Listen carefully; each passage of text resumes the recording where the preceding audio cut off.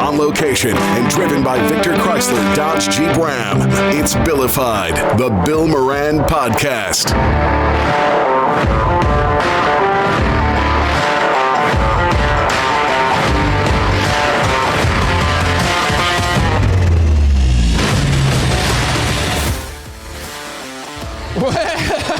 Gotta turn that thing on. Hello, and welcome from Mulconry's Irish Pub, 17 Liftbridge Lane, 17 years, and a lot of dignitaries in the house tonight. A lot of East Side in the house, too. It's sweater puppy season. What is, listen to you.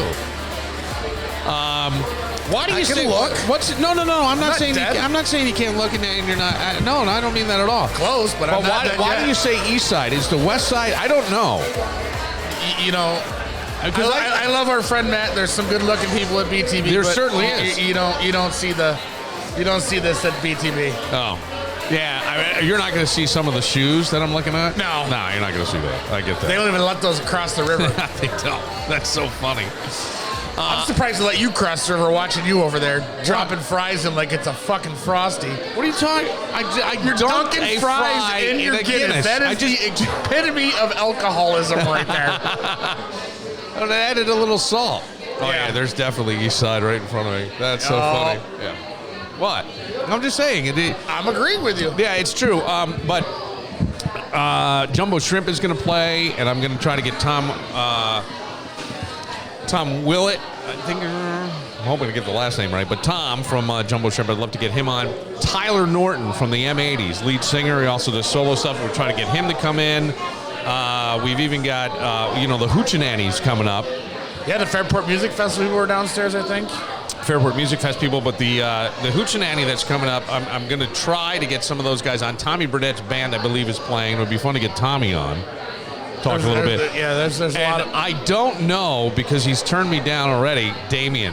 He goes, Jesus Christ, I want to just have a party. I don't want to work. He's going to be out of here in 35 minutes. No, he'll stay. He'll stay for this. But, so we'll see. We would love to get him on.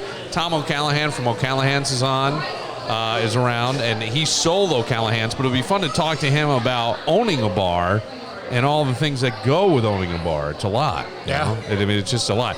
And to have a place like this, I will say that, how many people, I've always heard that a lot of guys want to own a bar. Like, that would be the dream of a lot of guys. I never did want to own a bar, so that dream never connected with me. I would love to own a bar, but I'd have to quit drinking. Yeah, I think so. And I think that's like the biggest problem for a lot of guys is that they just... they just get too involved in the bar shenanigans. And then there's other things, like you drink, your inhibitions go down, you make some bad decisions. Yep. The next thing you know, I mean, this is why like a lot of bar owners probably are single and stuff. And I think that Damien has done an amazing job of navigating a lot of all of that and being able to stay open, because many guys end up driving their stuff. Is this from when it fell? I'm teasing you. Driving the stuff in, right into the ground, and it's hard. I couldn't imagine. I don't know why it just never really appealed to me. And you got to set rules with yourself, and you got to follow them strictly. You got to be like, listen, either you don't drink at all, couldn't fucking or do I it. don't drink at the bar. Yeah, but I couldn't. Maybe do that. on special occasions like a Super Bowl, maybe. But you got to follow it, and you got to be strict with yourself. Yeah, and you have zero opportunity to do that. I don't think I have that ability. You don't. I know you don't. I mean, I have that ability in the world I live in. But if I had, no, seriously, I have that ability. You see me every day practically, or more, most days. I don't drink. Last night was the first Guinness I've had. Did you even taste it? It was like you're eating a BTB burger over there. I didn't. Well, it tastes so good. I was going to say it's the first drink I've had. My brother bought IPAs. I drank 3 of a 4-pack for an entire weekend. I've been in trouble a lot lately, just drinking. I found myself, it's me and the neighbors, we just, I can't have just 1 or 2 because I love drinking. We're shooting the shit, we're having fun. And it feels good. And then all of a sudden shots show up and it's the end of the night. And for me, there's a slippery slope, and if I hit that slope, and I've known that since I was in college, and there were some nights where I went, oh man, that I could feel it. Oh, this is going to be a good night.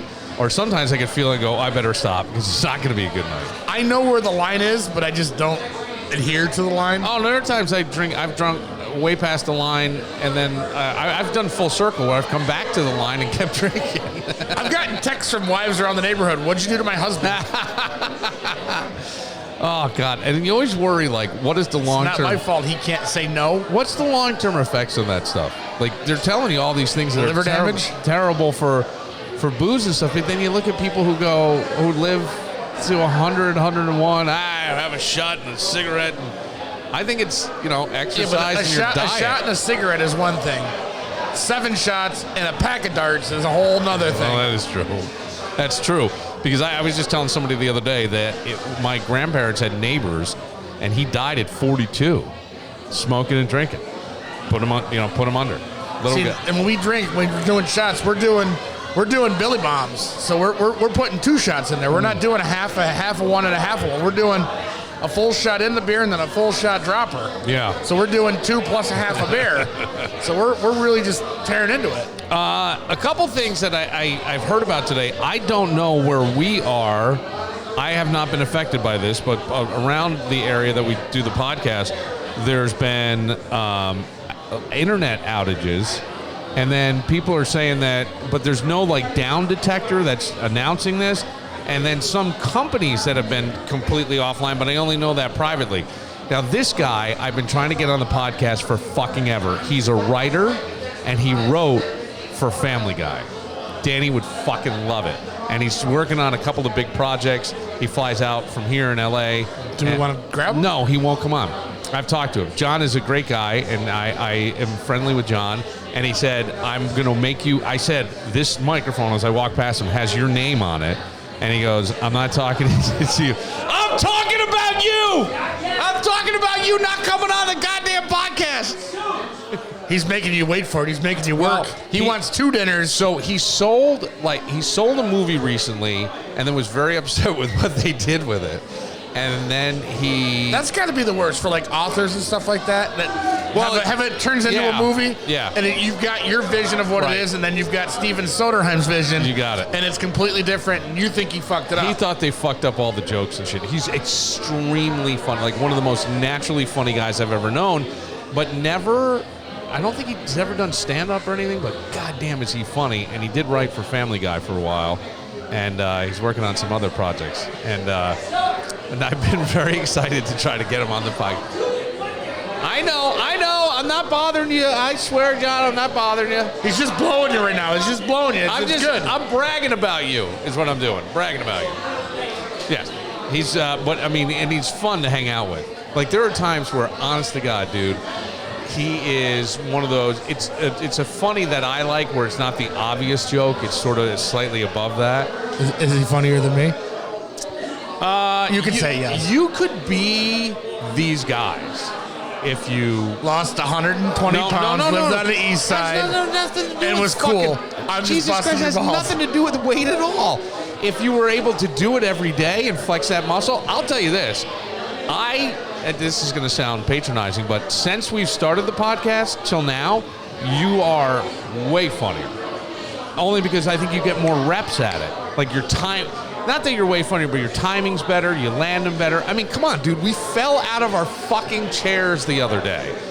You know what I'm saying? So I think you've always had that. It's just a matter of, with anything in life, it's reps. You just got to do it over and over. And I think since you've done the podcast, I can't say that you've gotten funnier, because that almost seems shitty to say, because you always had it.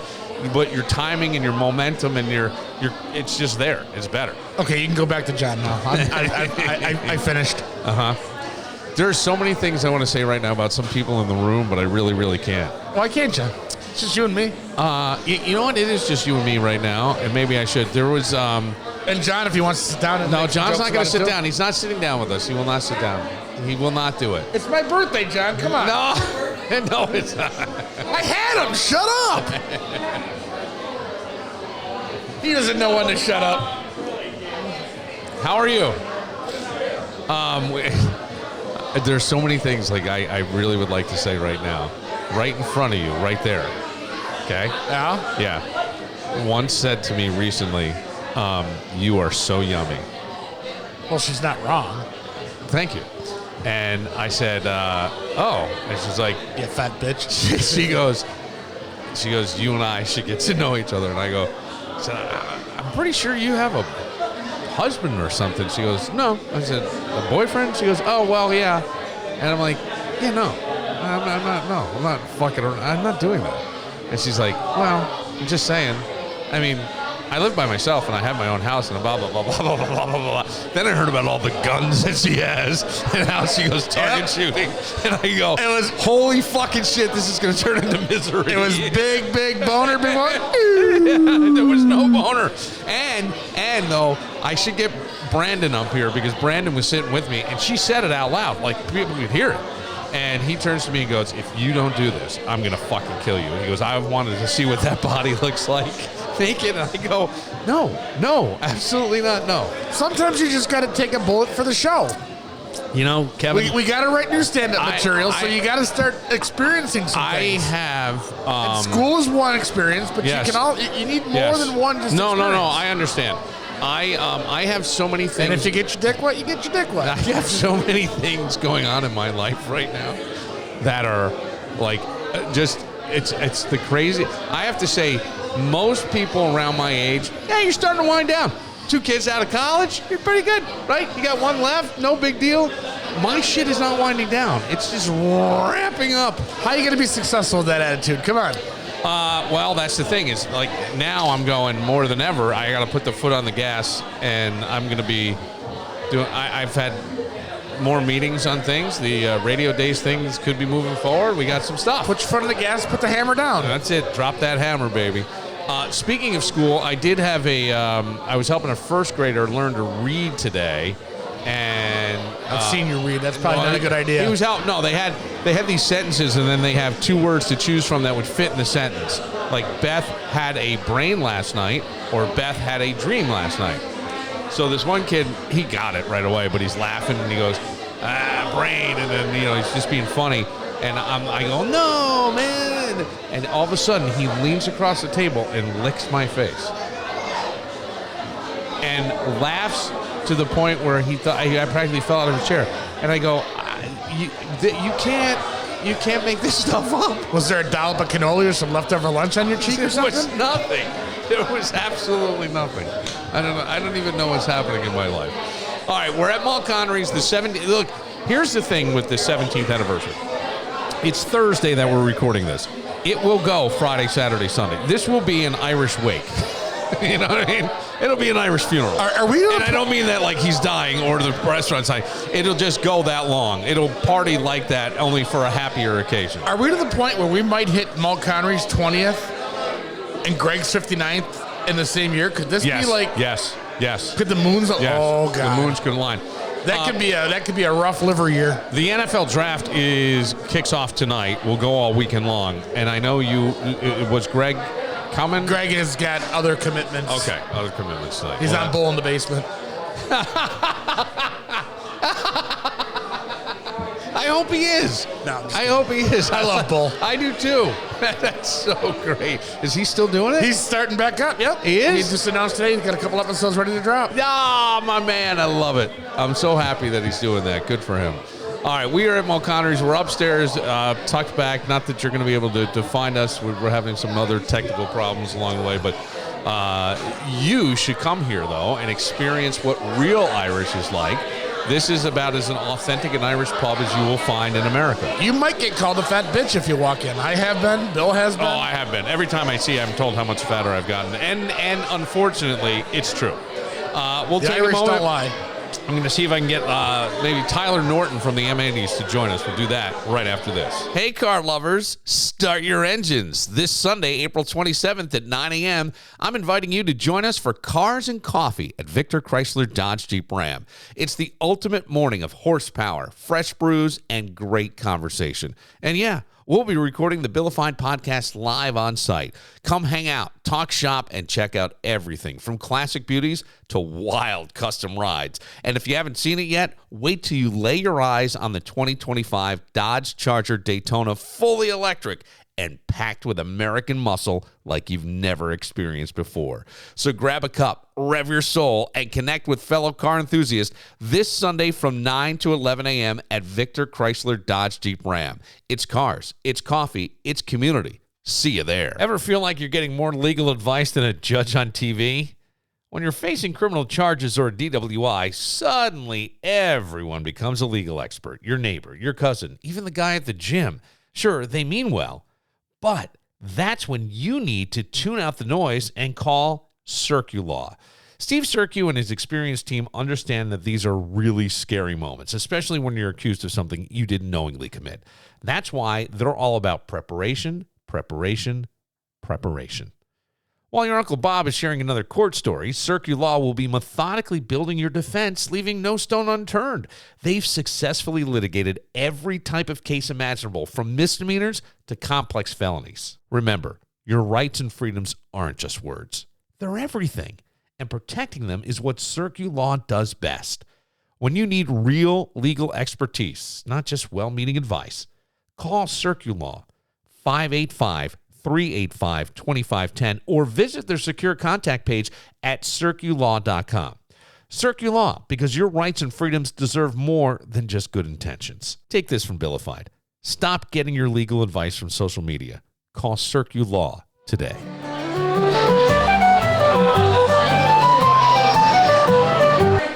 Blame Canada. Maybe less Guinness, more extra work.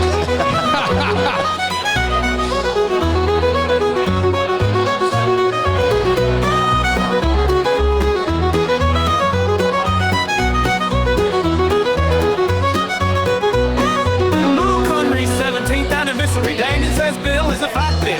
Fat Come bitch. on out and drink a Guinness with Bill That's right, 17th anniversary, and Tyler Norton from the M80s. But Tyler, you also, I've seen Tyler solo here at Mulconry's get on the bar and start walking down the bar. It's amazing. Like Coyote Ugly style? Better than Coyote Ugly because he's playing and singing. Like I don't think I've spilled a drink yet. Never. I haven't kicked one over yet. No, I don't think so at all. If you just punted one across the bar. I don't think so at all. That's pretty impressive overall. I aim to please. I try it at home actually. When nobody's asleep, everybody's asleep, and I go up and I get up my kitchen island and I put all the drinks out there and I kind of like tiptoe, do a little hopscotch, because I got to be on my game when I'm doing this stuff. Talk to me about the M80s and how that whole thing came about, because you guys have become one of the most sought after. Like, if people are looking to go out and they see the M80s or somewhere, you're a draw. And it's a fantastic show. Thank you. I think the one that I really enjoyed maybe the most was the Fairport Music Fest in the back, because the screens were so big, because you play the videos of the songs that you're performing on stage. It's really, really well done, well interactive. But, like, how does that whole concept come together? So, between myself, Jay, the bass player, and Stoley, the guitar player, we all grew up in the 80s. I remember one of my first albums was Judas Priest, Screaming for Vengeance in 1982. We're all babies of MTV. That was my babysitter. My mom worked 3 jobs. I got home from school. I turned on, and like, oh, we have cable. Wow, this is great. Yeah. That was like our... escape exactly, sure. And she worked so hard to have us to have cable, so we really didn't have a lot of money, but cable was such a luxury to us. And then here's MTV, and here's Bryan Adams, here's Duran Duran, here's Pat Benatar. These songs, the Buggles, right? That was the first. That was the first one. The first video killed the radio star, and a few of our shows we've actually started with that video just to kind of pay homage to the 80s. So when we play, we really live through it. We want to put on a show, and not to throw shade on any other bands or anything like that. But if you're going to pay money to watch a show, you're going to watch a band play. I want to be entertained. Yes. If I'm going to pay $10 to watch a band, I want to be entertained. I don't want them to be looking down at their shoes. I don't want them to be watching the words on an iPad. There were no iPads in the 80s, right? No. So it's all memory. It's all putting on a show, and that's what we want to give out to our audience, basically. Yeah. You know. But then you do your own thing. I do. Do you ever not? Is there a night you're not? I mean, I don't know if you're gonna jump on stage at some point tonight or not. Yeah, I'll be playing tonight. And a couple other people they've got things going in the morning. They've got to leave early or whatever. But yeah, I'll be playing tonight with my buddy Jim Kearns. I've been playing with him as a two-piece for maybe over 25 years. Holy shit, oh, really? Yeah. Before I've had kids, anything. We've gone out. Played down in Florida. We've played in resort places in. You ever hear Put-in Bay? Yeah. Put-in Bay is in Ohio. It's like maybe 45 minutes from Sandusky. Yeah. You've got to take a ferry to get to Put-in Bay. Yeah, that's how I know Put-in Bay. I've never been. I've only read about it. Sure. Or I knew somebody who maybe got married on Put-in Bay. Okay. Is that possible? It very well could be possible. Yeah. But it's just a bunch of bars. We went down there right after 9/11, right? So we got down there. We took a ferry. Everybody's got golf carts. No cars. You get in golf carts. That's how you get around on Put-in Bay. And the only, entity that had a name was Dairy Queen. Okay. But then you had all these other bars. There's one bar called Tippers. We played there 7 days in a row. And it was, I guess if you look it up on the website or whatever, at the time it was the longest bar in the world. So, it kind of zigzagged. Wow. Kind of like a maze. Yeah. But the guy was great. There's no, bridge out of Put-in Bay at all? Nothing. So all this shit, how expensive is it to live on Put-in Bay? I really don't know. I'm just wondering, just to get shit out to the island. We played exclusively at this place called Tippers, and the owner of Tippers, he went all out, put us up. He has, his own, hotel over there, motel, whatever you want to call it. So we had rooms, we had food. They just took total care of us, and all we had to do was play. Wow. So when we were down there, right after 9/11, there was a fireman's, I can't remember where they came from, but there was a convention, right? Yeah. And they were all just going crazy. It was just a free-for-all. Obviously, they weren't working, so it was a party. Yeah. I'll kind of keep things quiet. Okay, all right. There was stuff going on down there that was pretty wild. All right, since we sort of tiptoed into that, you are married. Yes. How long have you been married? It'll be 29 years in June. Holy shit. Yeah, right? How old are you? I'll be 53 tomorrow. Okay, so I'm 53. All right, okay. Yeah. He kicked your ass. Tomorrow. Happy birthday. Thank you. Yeah, I know. 29 years. Yeah, I went 19. Your ass. I went 19. Damn, so close. But 29 years is amazing because when a lot of your nights are late and you're out and people see the lead singer of a band and you know what I mean? And I gotta tell you, women are forward. Yeah. Especially in their 30s. If they're divorced and in their 30s or 40s. We just saw it around the corner, right? Yeah. We came on air here. Yes. I did. Yes, I did. No, I'm not. But I'm just they're really forward. And I go, wow. So, and it's all, your wife's been, not that anything has happened. I'm just saying, that's a tough thing. Well, my pantry at home is full. I go to BJ's and I stock up on Benadryl, and I just make milkshakes every night. What he's looking to find out is your wife ever had to beat an ass. Did you ever beat a bitch? You go right to sleep. She has been very, very supportive of me all through the years. When I first met her back in, 1994, 95 is when we met. We actually met at a party that her father was having, and I was in a band at the time with her best friend's boyfriend, who was the bass player, and they had a karaoke party. Now, back then, like I say, 94, 95, they're playing laser discs. Yeah. So all the kids at home, this is before cell phones. This is when people were listening to music on laser discs and compact discs. Look that up. Google that. And I basically was the only singer for about an hour and a half because nobody had the balls to they didn't want to go up and sing. So I'm like, I'll sing. What the hell, Yeah. And that's where we met. And from then on, it was just boom. Yeah. So, Well, that's great. Did you charge him your going rate for the hour and a half, or did you just take his daughter? I'm still paying for it. Well, because you're also part of the I think it's once a month over, and I don't know if you do it elsewhere as well, but at Iron Smoke, they do live band karaoke. But that's you. Yeah. So is it your band or no? So I was in an original band back in maybe 98 through 2000 called the Meddling Kids. Okay. And it consisted of myself, Brian Eberts, who is now in Tommy Brunette's band, as well as Appetite for Voltage, and then his brother, Billy Eberts, who's in, actually Brian's also in the 80s band Breakfast Club. Oh, dear. What's happening here? Just shots are being delivered. Oh, my goodness. It's a birthday party. Service. Yeah. Thank you. Thank you. What service? Yes. All right, cheers. Happy birthday, Damien. 17 years right here in Mulconry's. Tyler, yeah, 53. Thank you. We're combining it. We got your balloon. It's up there.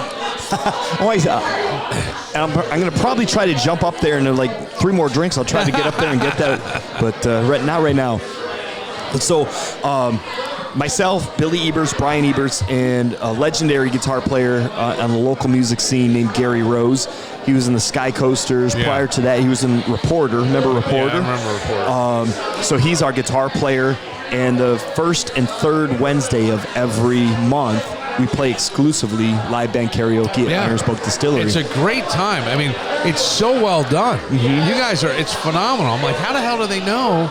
Because you can go up and just pick the song. Yep. And these guys, and you get to be a live rock star. And Absolutely. then there's some really talented singers. There really are. There's some real shit singers, too. Yeah, you and that me. is true. Well, me, not you. You weren't bad. No, I was because the live band karaoke is interesting to me, and I saw some people there that had some real talent singing. And I go, who had the song, She's the Queen of the Karaoke Bar? There was like a country song years ago about karaoke singers, how it was her night out. She became a star. I don't even remember. So I know some of the words to Before He Cheats by Carrie Underwood. She's referring to karaoke. That could be that. And I've got to tell you, I don't think there's a week that hasn't gone by in the last 4+ years that we've done live band karaoke that someone has not come up and sang Before He Cheats. Really? It's that popular of a song. Still. Oh, yeah. Wow. Yeah. Yeah, there's a lot of anger in there. And a lot of angst. Somebody's telling a story with that one. Are your kids musically inclined? So, ironically, no. Oh, okay. So, my daughter, she was a cheerleader here in Fairport. She played softball. Now she's 20. She'll be 24 years old this year. She is actually a coach for Fairport softball now. Awesome. So, yeah, it's come full circle.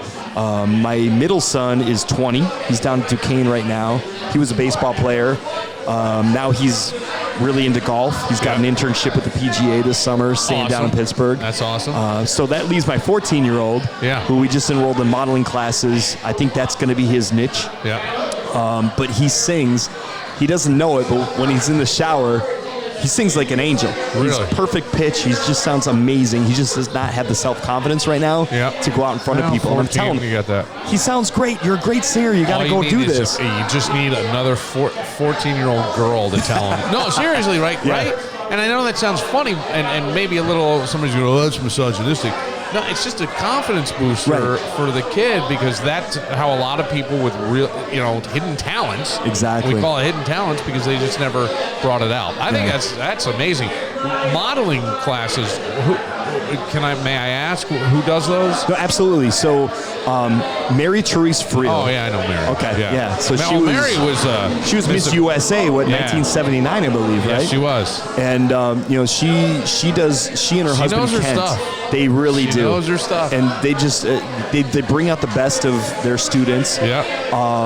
And they're very, very much involved with Lollipop Farm. Okay. Just advocating for animals, the whole 9 yards, and they're just great people. Are you booked yourself? I'm sorry. I know I'm jumping around here, but are you booked between your solo stuff, the karaoke stuff, and the M80s? And is there any other projects I'm missing? I think there is. 5, 6 other ones. Yeah. Well, I try to exclusively.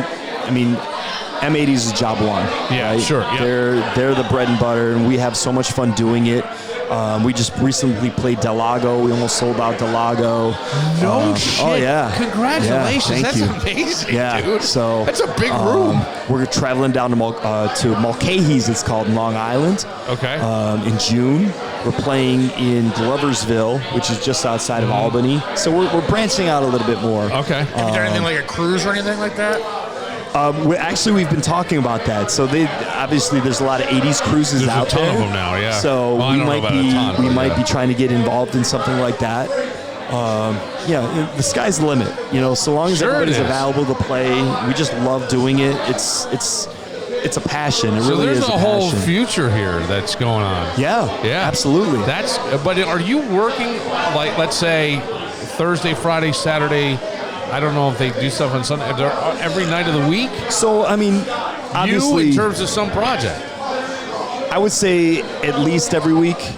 I was on vacation last week, so I obviously had nothing going on. I was out of town. But coming up, probably like every week, at least one show. Yeah. And are you booked through the summer already? Pretty much. Yeah. Pretty much. If there's open dates, let's say someone listens and goes, hey, man, I would love to have the M80s play my space. How do they find you? So Tyler Norton Music on Facebook, Tydill72 on Instagram. And that's where you can find me. And if anybody wants to hire me, obviously, if I'm available, I'll do it. I just love to play. Graduation parties, bar mitzvahs, quinceañeras, he does them all. Those little toy parties that the ladies have, whatever. We had one of those. We could have used some music there, I think. Yeah, it's would have been more entertaining than the first debate, right? It's whatever happens. Music is such a gift for me.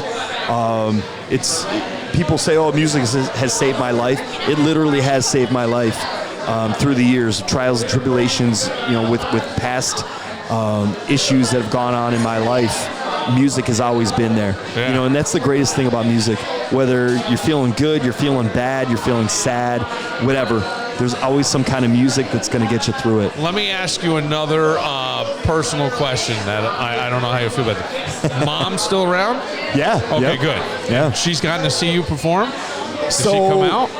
So I got a little grudge about that one, I got to say. I know she's probably not listening because she's like so old school. She probably doesn't know what a podcast is. Okay. How old is Mom? She is 78. Okay, so right in between my mom and dad. My dad's 79, he'll be 80, and my mom is 77. Right. So, yeah. Yeah, she has never seen M80s. I actually bought her and my brother tickets at Christmas time to go see us at the Lago. I would think she would love this stuff.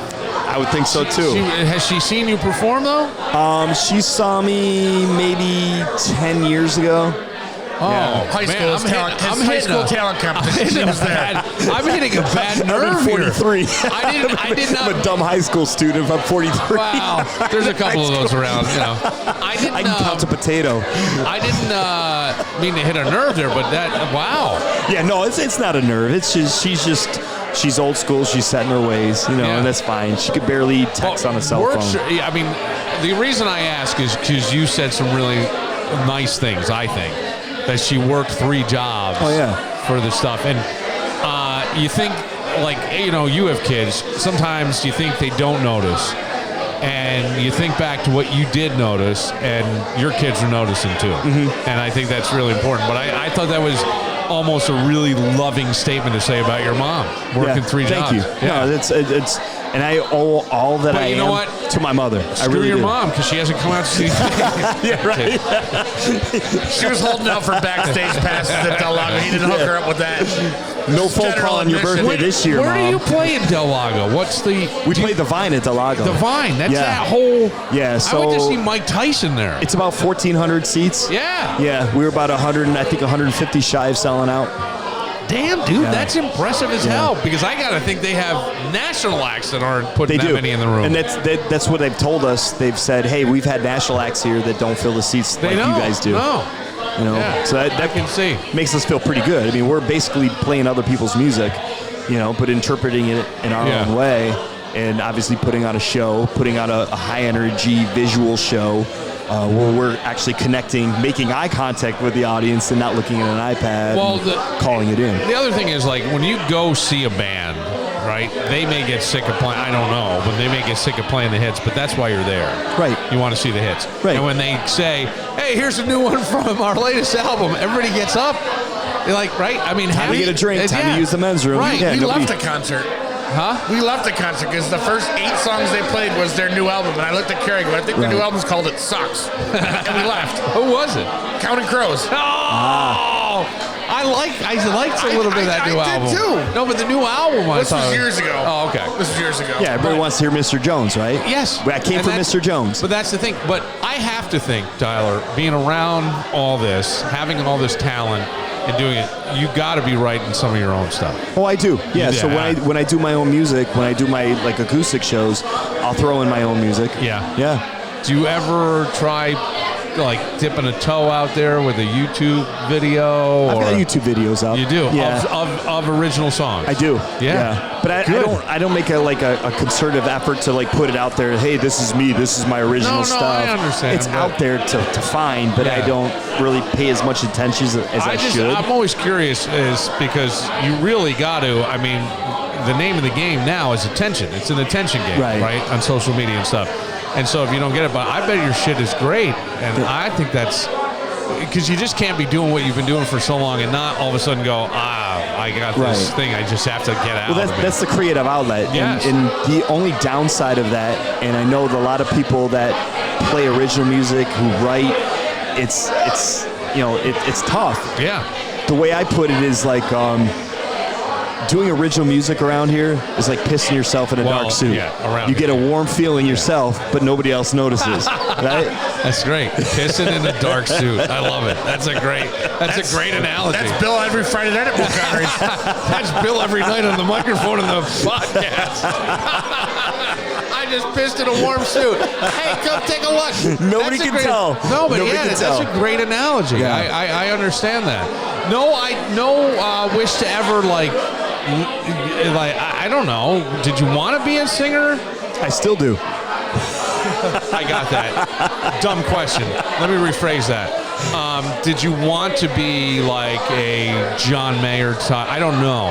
Was that sort absolutely. of? Yeah. You know, it's something that I do every day. You know, I try to hone my craft, and I've always subscribed to, hey, because people come up to you, oh, you're amazing, you're great, you sing so well, blah, blah, blah. Yeah. But I always try to stay humble. It's like, no matter how good people tell you are, there's always somebody out there that's better than you. And there's always somebody that's going to burn your ass that you just got to keep going to try to be the best that you can be. 100%. You know, success is not a destination. It's a constant that you have to keep working towards to just get better, you know? Well, I think it's fascinating. I didn't know all this stuff about you. I mean, I knew, right? We've crossed paths a bunch of times. We could do this a couple more hours. I got a whole more. I would love to have you into the studio, honestly, to just talk about all this stuff. I think it'd be great. I would love it also if you wouldn't bring a mind. guitar too. Yeah, I was going to say bring a guitar, or we could play whatever you have out there, and you could talk about sort of almost. I always loved, one of the things I always loved was the pop-up video that would tell you the story about the video or what was behind it. I love knowing that stuff. Like what inspired this song and who it was, and I got to think there's probably a song for your wife after 29 years. Oh, there's a few. Yeah. Oh, Shut Up, Bitch does not count, though. Tyler, thank you for laughing at that, because I was really, like, I was going out on a limb there. She laughed at it, too. All right, let's hope. Let's hope. You can bring a guitar. We won't let Danny sing with you. All right, we will take a moment. We're at Mulconry, 17 Liftbridge Lane. It's the 17th anniversary. It's Thursday, but I think, Tyler, this is going to go all weekend long. It's going to go all weekend. Yeah. All weekend. Where are you going for your birthday? So, actually, I took tomorrow off. Okay. In anticipation of what's going to happen tonight here at Mulconry's. All right. So, you know, maybe there's going to be some card games at like 2, 3 a.m. with Damien. Who knows? Who knows what's going to happen here? That happens. And then Saturday night, M80s is playing across the street at Iron Smoke Distillery. Okay. Yep. So we're going to go on about 8:30 over at Iron Smoke. All right. That's a for the great full band. show. Great show. So much fun, and I love that space. I love that space. It's so unique. I might have to sneak in there. I got to see what's going on with my kid. Let me know. I'll put you on the list. Stuff. You know what? If you're going to do that, I might just show up. Sneak in the back door. I'm kidding. right. You have to wear a dress, though. Okay. We call them kilts here. A kilt, yeah. Tonight it's a kilt. We'll take a moment. We're live at Mulconry's. Tyler, thank you. My pleasure. Please Thanks go for see having the me. M80 Saturday night.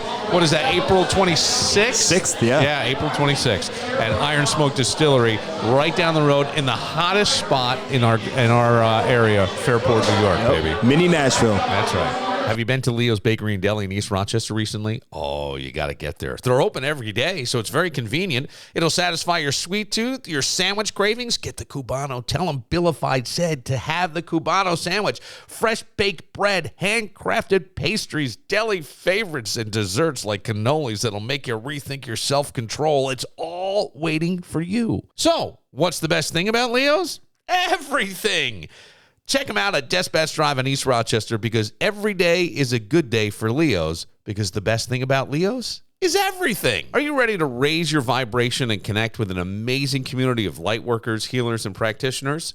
Then mark your calendar for this Saturday, April 26th from 1 to 3, because it's Practitioners Day at the Frequency Wellness Space located at 34 Elton Street in Rochester. You can join my friend Sheila Tillich, Master Energy Healer and founder of the Galactic Ascension Academy, for an afternoon of connection, networking, and soul-centered sharing.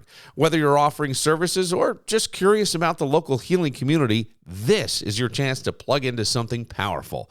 And be sure to check out Sheila's Mother's Day Awakening special. Buy one healing activation in person or online and gift a session to a friend, maybe even your mom, for 50% off. It's really the perfect way to shift your emotional state, reconnect to your purpose, and awaken into your soul's light.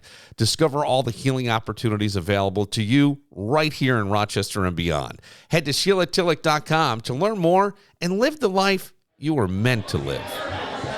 We're at Mulconry's for the 17th anniversary, and I told you that there were a lot of dignitaries around. Dignitaries? Well, Todd Baxter, I would say, is a dignitary. Oh, my God, I'll call Todd, him. you look Should I like call him here? you've like gotten leaner since I last saw you. Do you see who I hang out with?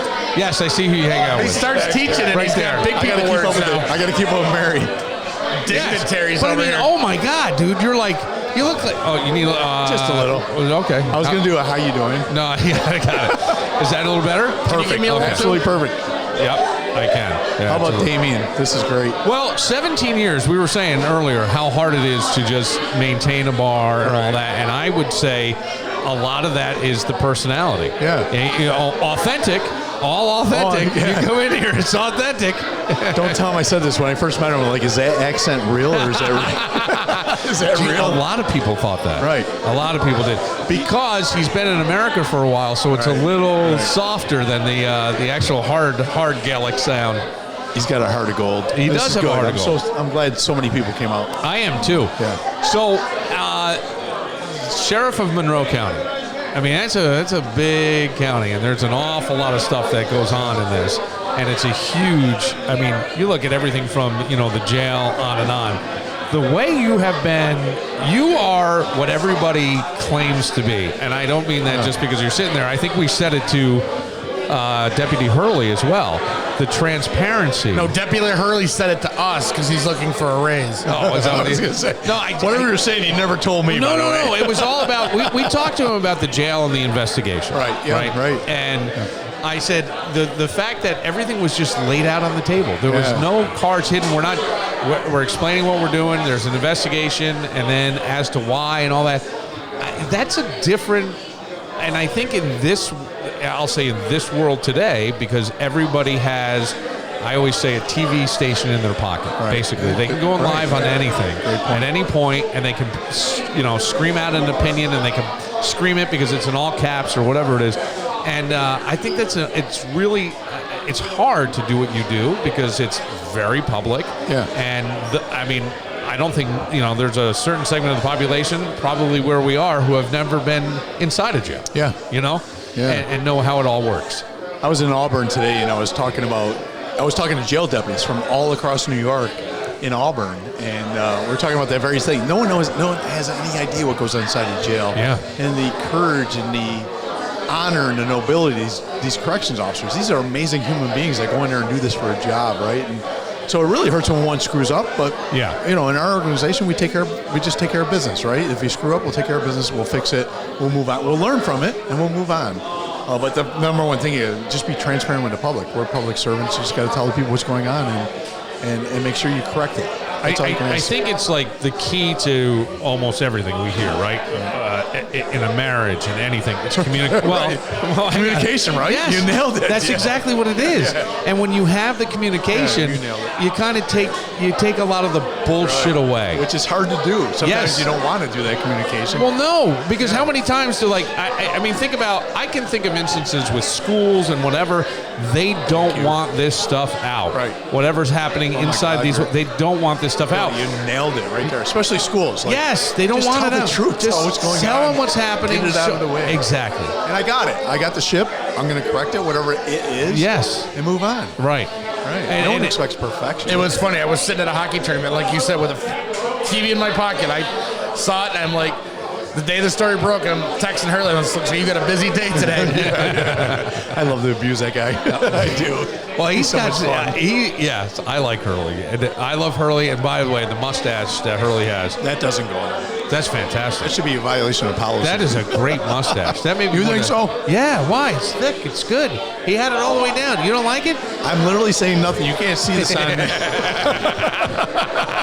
No, it looks good, quote unquote. But Monroe County Sheriff is an elected position. Right. So, and you've already served. Have you done 2 terms? I'm finishing up my second term. Yeah. This is my, this will be the end of the second term, Yes. December 31st. I think that, so then this year is the election again. Exactly. Yeah. Has anybody stepped up to run against you? Does anybody want to try? We had a lot of people stepping up. We had other parties courting candidates to run against us. My wife, who just walked by here, she's our campaign manager. She's amazing. And we went on the offensive. The best defense is a good offense. Yep. Let's see if we can prevent an election from even occurring. We love our job. We love what we're doing. But it's a campaign. It's a strategy. So we started campaigning last year for this year to make sure there wasn't a campaign. And it was our strategy. And if anybody's listening, it's not a bad move. It's the second time we've done it. Let's just keep on doing our job and do it as best we can. And well, I just think that the way the county is, from your post, is run has been fantastic, right? Yeah. And everybody's been working together on how well you've worked with the city and helping them and backing them up and all the things that go on there. And certainly they've had their. I mean, they've got a whole whirlwind of things happening, both politically and just on the streets. Yeah, and I was talking to Dave Smith, the chief of the Rochester Police Department, just yesterday. Yeah. We're having a conversation. I'm like, how are you doing? Yeah. That's the kind of relationship we have. He's going through a rough period right now. Like, you're still a human. You're still a husband. You're still a father. How are you? Yeah. Right? But by the way, we got something coming up this Tuesday. Like, how can I help you out with that, or can I do anything with you? How does it work for you guys? But I know that the city has said that the cops can't come out and help these other agencies. Are you guys as sheriffs able to step in and help? Yeah, immigration's a tough conversation right now. The sheriff's office, we changed nothing. The first Trump administration, the Biden administration, the second Trump. We're staying down the middle of the fairway, right? If we have a reason to call Border Patrol, we'll call Border Patrol. But we're not out looking for immigrants. There's a lot of immigrants here working hard. There's a lot of ladies being trafficked, literally being trafficked, sexual trafficking. We just made an arrest the other day in one of those. So we're trying to not stay in we don't want to be in the fray. We just want to do our job as law enforcement. It's interesting, as you're saying that, and I'm thinking like, even you're in an Irish bar with an Irish guy. No, what? don't take Damien from us. What? No, but he's still here on a visa. Peter, you can take. Peter's gone. 777. That's the. I just think that it's such a. Damie's on a visa? No, he's not on a visa. He has a visa. That's what he means.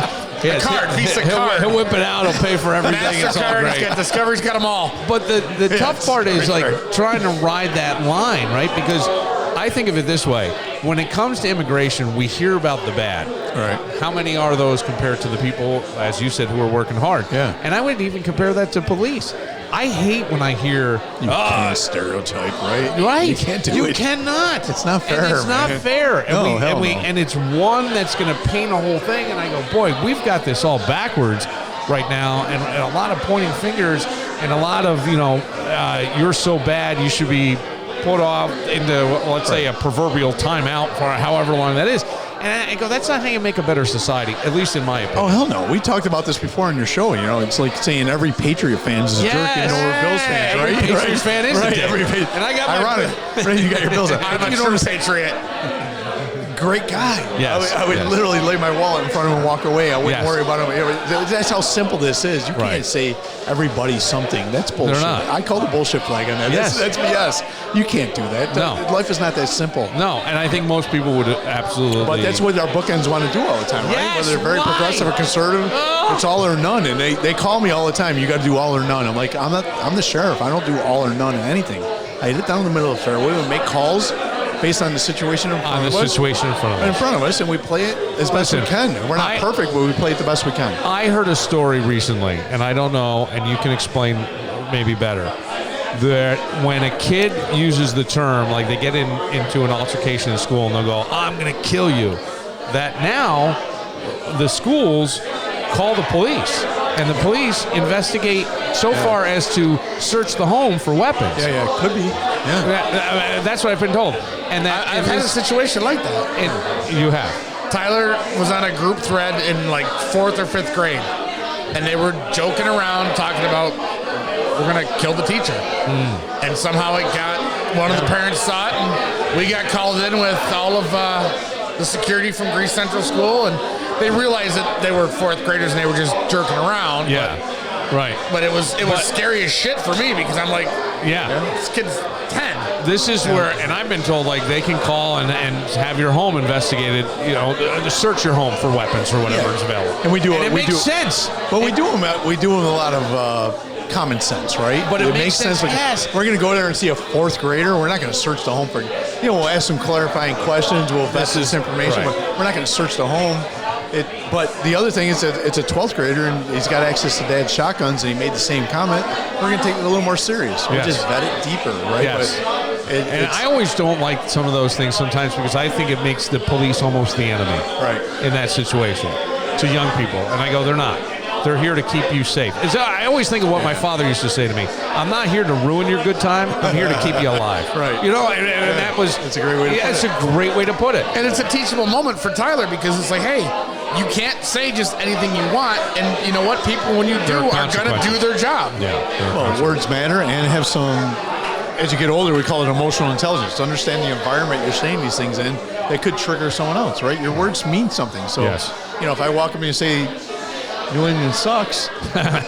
Billy and I are laughing our butts off, and you're kind of offended, right? Yeah. We just know the environment you're in. But at the other side of it, we've gotten so sensitive with some of those things. Just for that example, I would go, I don't give a crap how you feel, Kevin. You suck. He wants to fight us on the way out. He's going to throw me down the stairs. Yeah. No one's throwing you down the stairs. I got to catch you first. Is there I'm pretty sure that ain't going to happen. Is there a Baja coming up? Yeah. Oh, I love these. So I was supposed to do it this, my friends are down there, Matt Barnes and Matt's not there, but our friends are down there doing a race right now. We just spoke about this afternoon.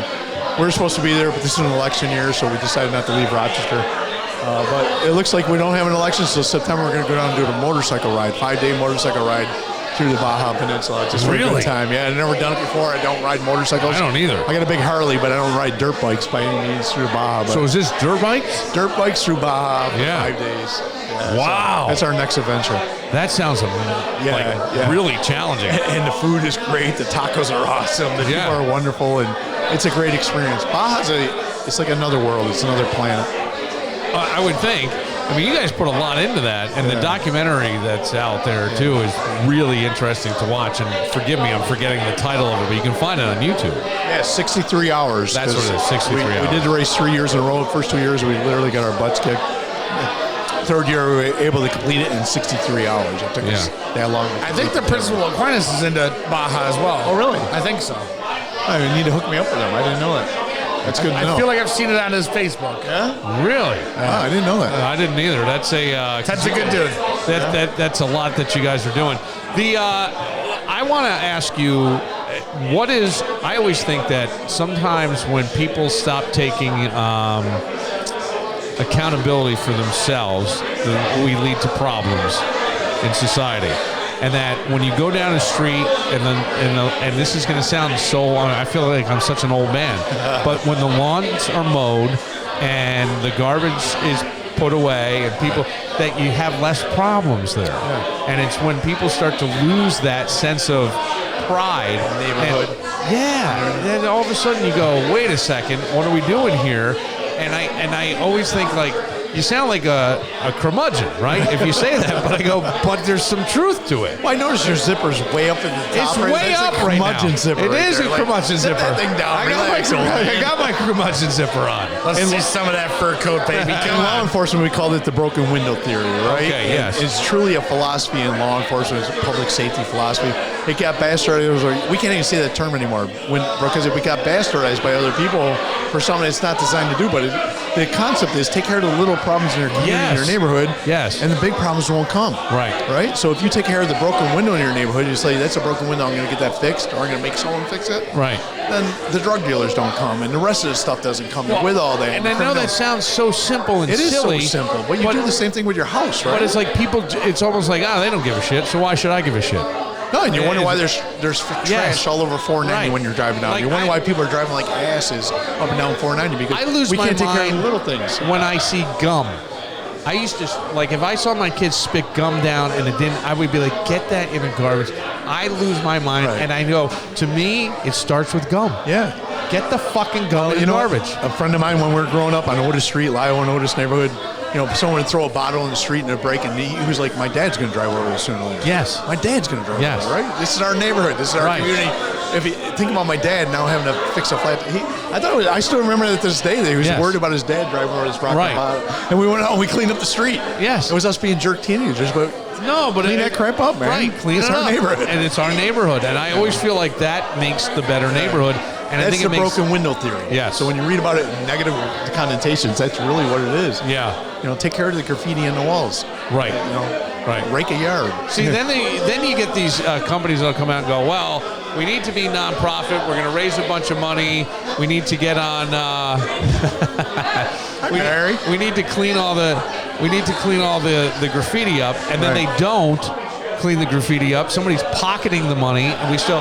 But if they go around and clean up maybe some of the graffiti, but not all the graffiti, this is how I always feel like some of this stuff becomes a way for somebody else to make money, and I hate that too. I'm people sorry, I'm going off on a tangent. No, but people take advantage of. There's another saying that I like to say that failure pays. Yeah. A lot in our community, especially in government, if you fail, we just keep on throwing more money, and you make more money for failure pays. Right. I can think of some school districts as an example. It doesn't work in podcasts. No, it doesn't work. Failure doesn't. It doesn't work in my job either. Right? No, it doesn't. No. And the thing that really, really often will bother me is I would say arguing for our limitations. I can't do this because I have X, Y, and Z. Stop. Right. You're fine. Yeah. Everything's fine. The one that bugs me a lot in poverty, I teach classes on poverty. I sent a lot of my jail deputies to poverty simulators to understand what poverty does to the human brain when you're young. Yeah. And it's difficult. It's really difficult to get out of poverty. But stop with the poverty causes crime. That's insulting people in poverty, right? That's like, so I'm poor, so I'm a criminal. Glad to hear you say that. I almost said the F word, but I didn't. You're allowed to say it here. You can't stereotype someone who's trying to get out of poverty and say poverty equals a criminal. No. Right? So we can't explain criminality based on poverty. No. We can say that there may be more because people. Right. I understand that. Let's be careful how we talk. Very careful. That's a very interesting thing. Here was one that I always thought was interesting because the voter ID thing. Yeah. And a lot of times, and I've asked, I try to keep an open mind, but I go, is it insulting to say they don't even, well, it's always the term they are, they don't know where the DMV is. Right. And I'm like, I have a funny feeling that they may know someone who does, and is that insulting? Right. And that was my thing. I go, it's kind of insulting. Right. And when I said that to somebody, they're like, well, you don't understand. And I'm like, I guess I don't. Yeah. I guess it's right next to BTB. That's it. Remind me to tell you a story. Oh, dear. Yeah. I was wondering where that was going. You got to ask him our question for our. Am I going to get in trouble with this question? I don't know. So with Labor Day coming up, Memorial Day. Excuse me. We're not at the end of summer. I'm already wished it away. All my veterans friends. Yes. Forgive me. Memorial Day coming up, which I always think is like, I used to love the Memorial Day parade. I grew up in a small town, and we used to do 2 parades with the band. Yeah. Somebody's going to buy us a Guinness, Kevin. That's awesome. Good. Thank you. I used to love to march in the Memorial Day parade. Oh, really? Yeah, we used to do it when I was in high school. I grew up in a really small rural area. Where'd you grow up, by the way? Downstate, about an hour south of Albany, in a place called Pine Plains. Pine Plains. It was 7 kids, and they were just screwing around in the It's street. fun to say. Pine Plains. Yes, and I'm telling you, Todd, they had their own police force, and at Main Street... Pine Plains had their own police force. Yes. The speed limit Pine Plains Police Force. Yes, and they would drop. These are coming. They would drop.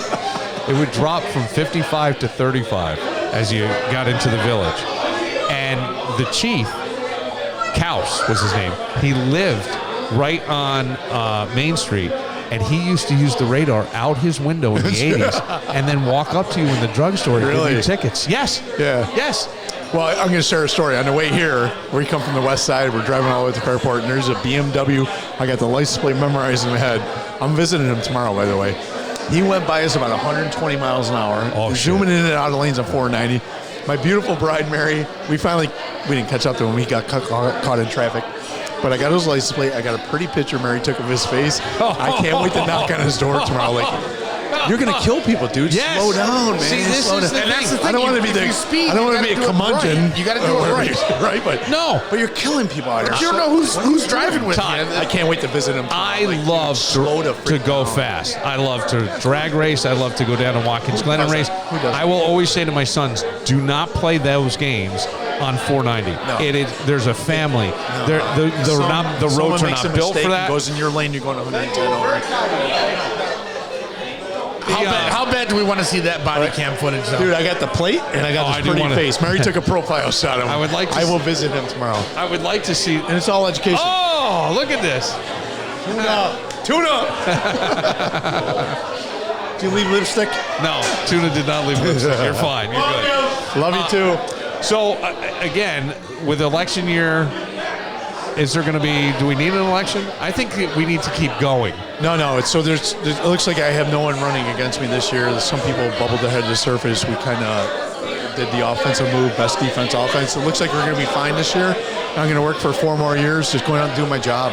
I lead great people. I got 1,200 employees. I got the Hurleys of the world. These guys are heroes. Yeah. The jail deputies are freaking heroes of the world, right? And so I get to do my job for 4 more years. That's how I look at it. And just the beautiful part of being an elected sheriff is you got freedom. You're not political. You're not tied to any political party. Right. So I'm pretty sure that's behind us. And you'll just see Todd doing his job for another 4 years as best as I can. Yep. And we'll make mistakes. We'll work on our butt off. That's all we do. Well, the one thing that servants. I would say is that mistakes or not, I don't know.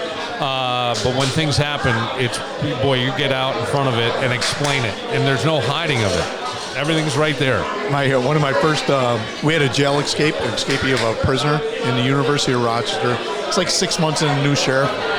An 8-month pregnant lady escaped her bed with 2 deputies watching her and sprinted down the hallway in her gown, right? 8-month pregnant in her gown and all glories flopping all over the place. I got the video. And she smoked us for 4 hours, right? And I still tell the story. I got to go see the media here in a couple minutes and tell them, today we sucked. Today we sucked. Yeah. An 8-month pregnant lady smoked us in the University of Rochester. Who wants to be the person that has to tackle the 8-month pregnant baby? I don't want to do that. Sometimes we don't do it. Me too. I don't do my job perfect every day. Yeah. That's hard. Yeah, right. That's hard. It was a tough brush job. But it's a hard job, and you do it well, and you make it. You do it with grace and dignity. I'll tell you that. It's amazing. So you got to get back to Memorial Day real quick. You forgot. You started drinking again. Memorial Day is coming up, and it's a big. I always say it's like the kickoff of drinking season. Oh wow! So we would like to have summer. No, the kickoff of drinking season. And we thought it would be fun if we could get someone to come in and do a breathalyzer to see how many drinks it takes to be the .08 while we're doing a podcast. And I don't know if that's something that is... Yeah, there's nothing wrong with that, I don't think. Okay. I don't think there is either, but I don't know. We'll do it on the west side of my house so I don't have to drive anywhere. And my wife doesn't. Be perfect. We dropped you off there a couple times already. So. Funny. Only joking. Yeah, but I mean, is that something that we could bother Hurley about? I think so, yeah. Yeah, all It'd right. be fun to do. Okay. We'll make it an educational thing. That's what we want to do. That's the point, is to make inebriation it. is. This is what, Because I when think you start slurring your words and It's saying educational F-bombs in over regards radio, to the drinking. It's educational where my line is. an hour before that, you should not have been driving. But Sheriff, how close is New York State to lowering the legal limit to 0.05? You know, they keep on talking about it. There is a lot of I talk. think it's personally, I think it's unrealistic. I think 0.08. It was, 1. 1, yeah. Right. 0.08 is probably the line we need to be at to say that person should not be driving. Okay. Or even high. Our Yeah. biggest problem right now is people driving high. Yeah. People How do you understand figure intoxication that with out? alcohol. There's no breathalyzer for Right. it. There's There no isn't. roadside screening. We need to get, believe it or not, a deputy or a police officer to make that arrest has to be a subject matter expert. They have to go to expert training. It's called drug recognition expert training, right? Yeah. Any cop can make a DWI.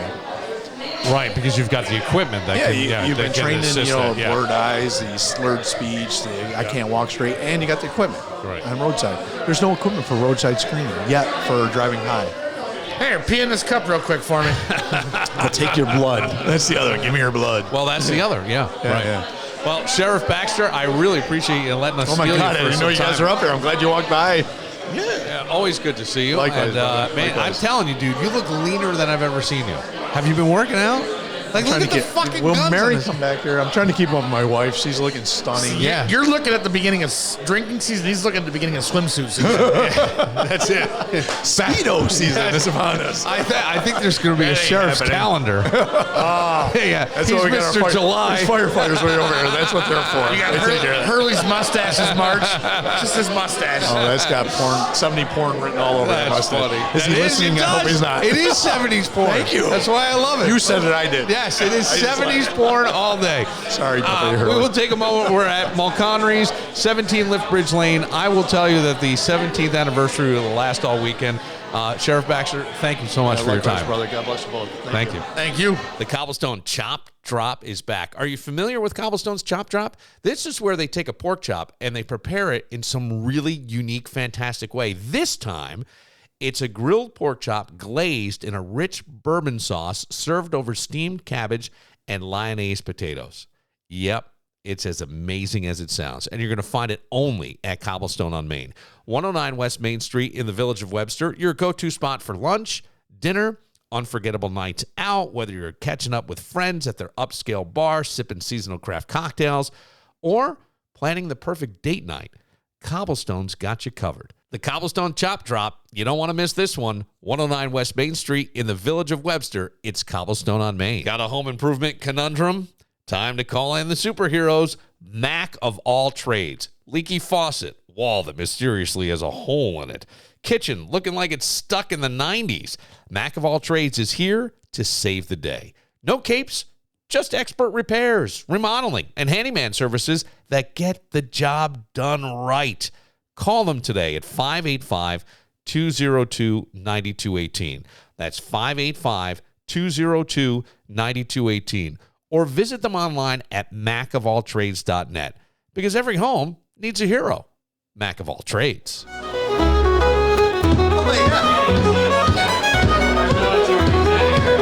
Get ready. This is your lyrics.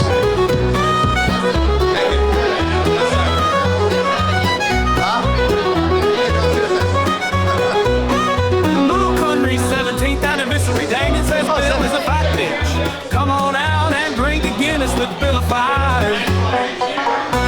Yes! There it is. We gotta even call you a fat bitch live.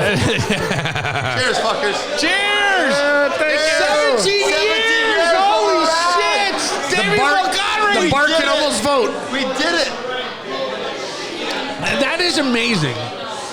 And we were talking about bar owners and how a lot of guys always wanted to own a bar and how disciplined you got to be. And I go, Damien did it all on authenticity. Yeah. It's you that people come here for. No, I never wanted to do it Why? because I just wanted a real job to maybe money, but I had to work harder to be hanging with you fucking Americans. But, well, but the thing is, like, you came I'm here Canadian. and 17 years ago, like, that whole idea, Yeah, so what a fucking risk. Yeah, it was a risk, Bill. So I moved to the States back in '99. I was like 23. Goal was 3 months here. It's like a legal visa here, 3 months holiday visa. My initial plan was Australia for 12 months. Got a visa for Australia, but I fell in love with New York City, so I stayed there. So I was actually a mechanic back home. I did the trade, became a mechanic, an apprentice mechanic, but never really good as being a mechanic. No. But the owner offered me sales, and I said, well, I got an Australian visa to go abroad. He goes, well, there's a job here for you when you come back. I said, all right, so I got something going. Then I moved to New York City, fell in love with New York City, overstayed my visa, loved it. And honestly, I was a bartender in a local pub when back in Ireland, like a couple of nights a week. Oh, you were? That wasn't my gig. Yeah. But I did, and then it's just I love meeting people. I always enjoy people. Yes, you do. Persona, I like making people happy. So yeah, so we gave it a go. Came over here, Manhattan. I was there 5 years bartending, loved it. And then the ex-wife, she from Fairport, wanted to move here. I said, there's no way I'm moving to Fairport. Not a hope in hell. I'm not going upstate New York. And I came here and worked in Donnelly's down the street. For some reason, they fired me when I bought the building next door to build an Irish pub.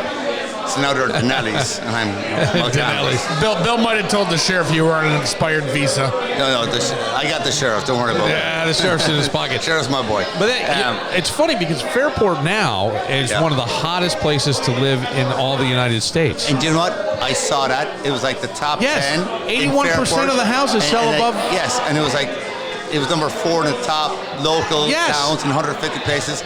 And I just want to see some respect and thank yous for that. It's because of you. You're welcome. I put this place on them. I will tell you that. What do you want me to do? What more do you want? I think you have. Well, here's the thing that I always love about Damien. It's like, I would love to hang out with Damien, and then we would all of a sudden, Damien would go, all right, we're leaving. And he didn't know where you were going, but you were going to another bar or establishment in Fairport that he was supporting, and he came in and, like, you support everybody. Yes, I do. Listen.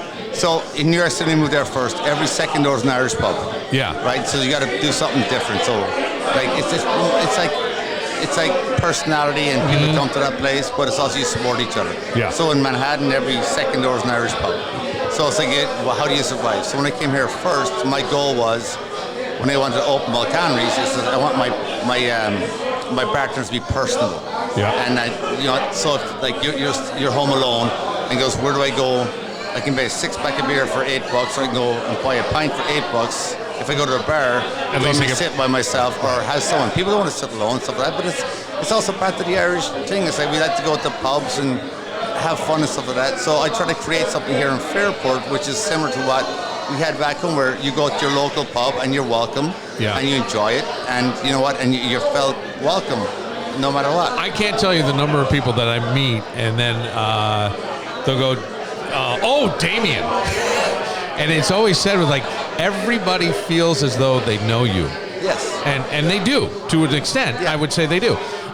Because I said at the beginning is you are very authentic. What you see is what you get. Right. That happy, gregarious guy is 90% of the time it's that. 10% he's got real life shit to do with. Yes. Well, Bill, you're my closest friends. Yes. So you know what it is. Yes. And so, you know mine. So, yes. So it's like, listen, I enjoy people. I enjoy authentic people. I also in the business where you want to keep everyone happy. Yes. And I enjoy that. Yeah. Listen, if I go home at the end of the night and people smile and have a good time in my pub, that makes me happy. Yeah. If I can make those people happy, then that's my gift. Right. You know, it's not about at 17 years, it's great. It's fantastic. Do you ever think about what, like, that personality and how, like, you have a connection to one of the biggest celebrities in America? No, that's actually incorrect, Bill. He's got the biggest connection to the smallest celebrity in Fairport because he had an agent and I didn't. But I say it that way only because I go, God damn, just to have that connection is all on personality. I love, that's my favorite story about you. Because you didn't know. Yeah, but the thing about him is, it's like our relationship is not on. It's not. On that. No. So it's pure friendship. So we talk, we hang out, he's my friend. And listen, people reach out, he goes, "See me tickets to the show, just that and the other." Yeah. That's not how it rolls. No. I said, he's actually my friend. Yes. So we met each other, me not knowing who he was. Right. That's the part I love. And then we have a connection for over 20 odd years. I've been to his house Thanksgiving 3 years in a row. I know. And it's like I'm the only non-family member, but it's like because he's my friend. I think my favorite was the COVID year where you hid in the slide. And I think there was a video. Yeah. So during COVID, I would talk to him and his wife most nights in his Hampton house. Yeah. And out in the garage, it's like there's a bar and there's a kid's room and there's a slide out there. So I said, actually, I said, Jim, you know what? This is when people need you. Yeah. He goes, I said, people need you to be the voice of America. I said, the whole country's shut down. I said, we got to figure out a way to make it because people need entertainment. They're stuck at home. It's not cool. So he went back and forth and whatever, and he did his gig. It was awesome. He made America feel. It's like yes. And then other people got on board. So for his birthday, I think it was like that was his birthday. That's right. It was his birthday. Yep. So his wife called me. He goes, I want to surprise Jimmy for his birthday, but it's COVID and can't do planes. He goes, but let me figure something out. He goes, you want to surprise him? I said, yeah, sure, whatever. So they said, well, I don't want to fly you down in case he gets COVID. I said, so they sent a driver up and drove me back, and it was amazing. Yeah. Great driver. I went there, and we hung out, and I went through the slide and stuff. But the thing is, honestly, that person that is my friend, a very close friend, has done so much, and his brain doesn't stop. It's like he does so many kids' books, shows, and stuff. Yeah. It's like I turn around, I call him sometimes. He goes, "How do you not sleep? And how do you?" He's one of those people that just wants to make people happy. Yeah. And he does, and he's very good at it. It must be the thing that brought you guys sort of together. I don't know, but you make people happy. Oh God, yes. Except for him. No, you make him really happy. The thing is, people goes, is Jimmy coming tonight? I said, I hope not, because he never pays his tab when he shows up. I said, it's like he walks in the bar, he gives away drinks. I said, Damien, dude, at least you got to pay for your tab, bro. It's like that Bills playoff game where they had the comeback. Yeah. And everybody you know was at that game. Yes. And when Jimmy comes, everybody is. You have the entire city in here. Yeah. Well, you're breaking all the fire codes. So it's a funny thing because people always say to me, "Well, you have to know," and I go, even if I did, I'm not telling you. No, listen, I don't fucking know 9 times. Yeah, I know you don't. I know that is true, by the way. I know that. Talk, and I've told you before. Yes. There was one time I told you, and I said, you know what? I said, we'll throw it. We don't know. And he goes, is it time? I said, yeah. And it's last minute. And you know what? It's like, I've many friends goes, why didn't you tell me? I said, because it's not about you. I said, it's like it's our friendship, and he comes to my town. Isn't it weird how narcissistic we all are? Yes, it is. It's like he goes, why didn't you tell me? Why isn't this? I said, listen, how about you appreciate the moment that people actually enjoyed the moment it's something you care for? But these, me and Jimmy are human beings. We're people, right? Well, I love that we have. It's not a transactional relationship. Correct. Is my thing. Yes. That's the best. But I love that we have this connection where we both make people happy. Him a different scale because he's a better agent. You could have been, man. You make me happier than Jimmy. You could be. My hand is between his legs right now, so you know. But I mean, you could have done what Craig Ferguson did. You could have killed. Yeah, I don't need to kill. I'm happy where I'm at. Yes, you are. And so, as you look ahead, is there any plans for more Mulconry? I don't know. You know what? I'm 48, turning 49 this year. Never thought about expanding, but there's a possibility of opening a Mulconry in Greece. I'm in the talks right now of maybe doing something. It's something I didn't think I would do. I'd like to own a building, but it might be a good thing to do. Okay. Financially and. My marriage will be over if you move to Greece, but I love you. Oh, well, then your marriage is over. Amen. We're close. That's, well, congratulations on the 17 years, dude. This is unbelievable. Well, thank you, Bill Moran. Thank you for coming to my place. I love coming here. I love you. You have been wonderful to me, my family, my kid. I also. Yes. The thing is, to me, is friendship. Yeah. I have all this, and I'm lucky to have this. But at the same time, I care about people. Damien would always have, like, if I had Jameson, we went down to the lake house when he had that. Yep. I have video of him jumping off the thing, riding your jet skis. You just don't. No, because you know what? When you came down with your son, and no, it's not to give a shit. I see happiness. Yes. So when you're not happiness. So when I see her penis, I get the Irish. But when I see you out with your kid and stuff, you know me, Bill. Yes. If I have the ability to make people happy, I will give it to everyone. I woke up, by the way, dude, you look very lean.